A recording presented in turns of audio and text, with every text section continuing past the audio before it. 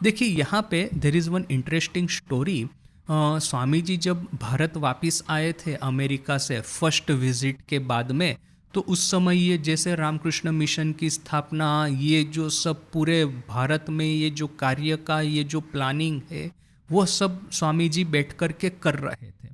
उस समय योगेन महाराज के साथ में उनका एक बड़ा ही इंटरेस्टिंग वार्तालाप हुआ था।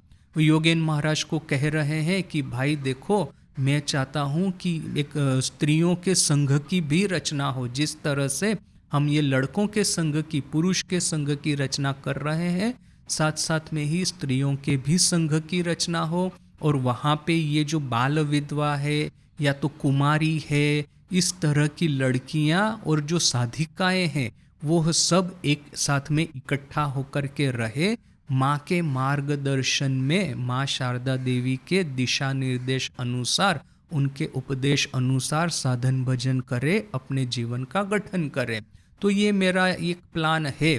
तो ये योगेन महाराज इससे आनंदित तो बहुत हो जाते हैं। वो कंपेयर टू कि वो स्वामी जी ने ये शिवज्ञान जीव सेवा का जो कहा था, और उसके बारे में योगेन महाराज का जो थोड़ा सा मतांतर था, एक अन्य मत था। किंतु इस मत, ये जो स्वामी जी का प्लान है, उसके साथ में अगेन योगेन महाराज का एक ओपोजिशन है, वो बताएंगे।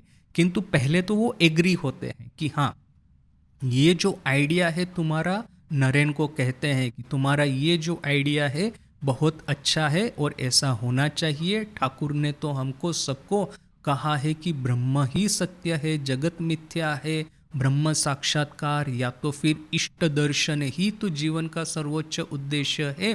इसके लिए और स्त्रियों में भी ये तो भाव प्रचारित होना चाहिए, इस बात में कोई प्रश्न ही नहीं है। किंतु मैं तुमको ये सजेशन दूंगा कि तुम इस तरह की स्त्रियों को इस मठ का संचालन करने के लिए इकट्ठा करो, जिन लोगों में यह सब करने की क्षमता हो, पुरुषों की सहाय के बिना ये लोग अपने से कार्य कर पाए। जो लड़कियां वहाँ पे आती है ट्रेनिंग लेने के लिए, उनको ये लोग शिक्षा दे पाए और उनका जो भविष्य का कल्याण है, इसके बारे में ये लोग सोच पाए। किंतु तुम माँ को अभी बिल्कुल डिस्टर्ब मत करो, माँ शारदा देवी को तुम इस कार्य में बिल्कुल ही ये तुम मत लगाओ। क्यों? क्योंकि तुमको पता है ना ठाकुर ने क्या कहा था, जिस दिन उसको अपना स्वरूप समझ में आ जाएगा, उस दिन वो सीधी दौड़ लगाएगी वैकुंठ में। ये जो कहानी गंभीरानंद जी महाराज ही हमको कहते हैं कि ये कामारपुकुर में ठाकुर गए हुए हैं, उस समय तो माँ, उस समय दक्षिणेश्वर आई नहीं थी, षोडशी पूजा हुई नहीं थी। उसके पहले की बात है कि वो अपनी साधना वो समाप्त करके ठाकुर जाते थे कामारपुकुर, तो फिर माँ शारदा देवी को भी जयराम बाटी से बुलाते थे। तो यहाँ पे वो सब गांव की स्त्रियां बैठी हुई है ठाकुर के घर के सामने, और ठाकुर उनके साथ में धर्म प्रसंग कर रहे हैं, और माँ भी वहाँ पे बैठी है, किंतु वो बीच बीच में सो पड़ती है। क्यों? वैसे तो उम्र छोटी है, घर का काम करना है, और फिर यहाँ पे शांति से बैठी है ठाकुर की इतनी ये जो हृदय को शांति देने वाली वाणी है, तो सुन करके बेचारी को नींद आ जाती होगी। तो वो सब बाकी स्त्रियां माँ को उठाने का प्रयास कर रही है कि अरे उठो उठो, देखो ठाकुर कितनी सुंदर बातें कर रहे हैं, सुनना नहीं चाहती क्या? उस समय ठाकुर उनको रोक करके कहते कि नहीं, उसको सोने दो, यदि वो अपना स्वरूप पहचान लेगी ताहले चोंचा दौड़ मारवे, सीधी दौड़ लगाएगी। कहाँ पे? वैकुंठ में, कैलाश पे, जहाँ पे वो भगवान शिव, भगवान विष्णु के साथ में विराजिता है उनकी शक्ति रूप में। तो ये बात थी कि सबको पता थी, गुरु भाइयों को भी पता थी।